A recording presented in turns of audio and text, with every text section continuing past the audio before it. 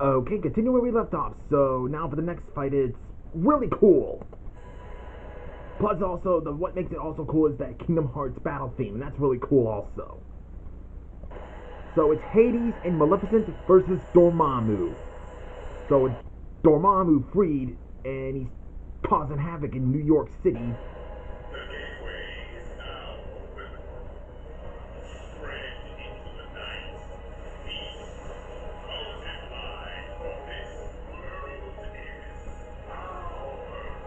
Yeah, sending his demons to do all the work. Then Maleficent shows up along with Hades. It's Hades just like, ba-boom. It's like making a grand entrance. Okay, is he like introducing himself like, hey, name's Hades, Lord of the Dead, hi, how you doing? Interesting using her audio from the Kingdom Hearts 1 boss fight just for that. Interesting. Hey, that ain't meteors, those are rain. No effect on him, even though he's made of fire.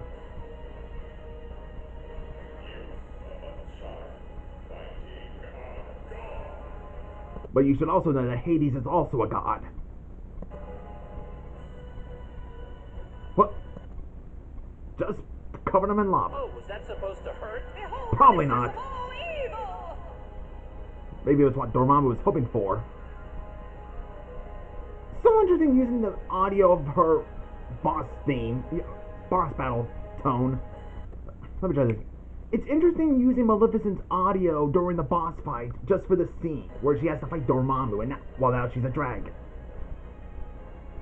Now that's what I call fight fire with fire. Hey, he's got that necklace on him. And Hades is gonna... I think he's absorbing his powers.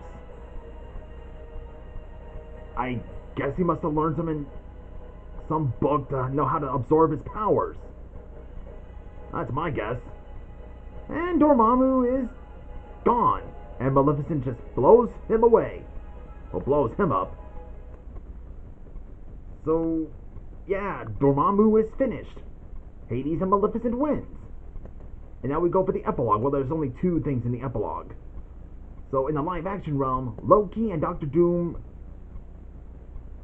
Now, well, since they got the Philosopher's Stone, they operate the, Let me just read this again. Oh, I thought I had that open. So, yeah, they unleash the Bifrost onto the animated... Well, the hand-drawn universe. Well, I thought it was something else, but... It's kind of longer than I remember. It's just from this whole thing. So, yeah, the hand-drawn realm is Doom. Interesting using the footage from Titan AE. With the dredge destroying the Earth. Hold on. And this Maleficent sensed something. Yeah, she's sensing that the Bifrost is open. The Bifrost.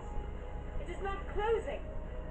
Left open. It will tear apart this entire realm. Yeesh. Wait, how much you want to bet the Sugar Frostine is Marble-wearing boyfriend behind all of this?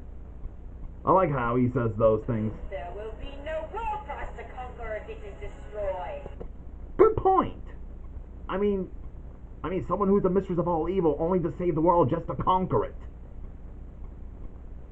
Not to be all heroic just to... I mean, how would you be a world conqueror if there's no world to conquer? Well, I guess it's time to, as I say, reach new levels of consciousness. Man, everyone's using the same line as Mog has used. And so, they both go to the live-action universe, and Maleficent is in her Once Upon a Time form. Actually, one of the comments I did like in there, it was from Batty3459. He said, I would have preferred to see the Angelina Jolie Maleficent from the new trailers released, as she looks more like Maleficent, and there's more footage of her, probably than Christine Byer. But whatever. You know, ever since that Maleficent movie came out, maybe we don't longer have to use that as the Once Upon a Time version as her form. Maybe we can use the Angelina Jolie for her form. I'm just saying. I agree with that dude. Even though that movie stinks.